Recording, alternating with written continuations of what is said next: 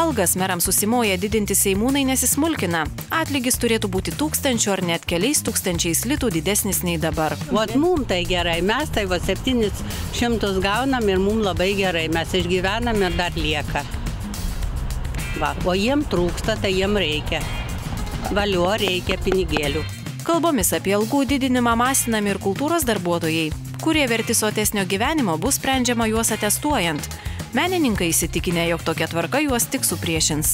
Naudos kažkam tai duos, kažkam neduos. Autobusams skirtomis eismo juostomis 4 ir daugiau žmonių vežančios mašinos Klaipėdoje važiuoti negalės. Užtektų pakeisti tik juostų ženklinimą, tačiau valdininkai to daryti neskuba. Esą ir taip daug pažeidimų. Tai atsiradus šitai priemonei bijome, kad bus problemos su prevencija. Tai dėl to ir sakau, klausimas dar tik svarstymo būklėje.